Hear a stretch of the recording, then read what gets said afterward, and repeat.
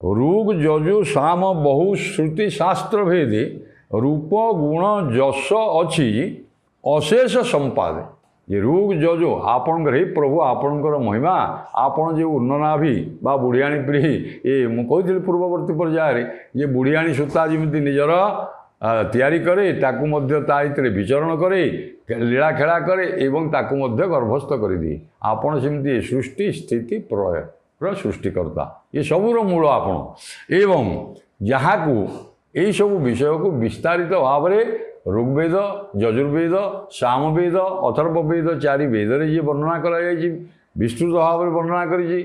उपनिषदकार उपनिषद मुनि ऋषि मैंने आलोचना करती पुराण रे पुराणकार मैंने शास्त्र पुराण शास्त्र आलोचना केते प्रकार आलोचना है।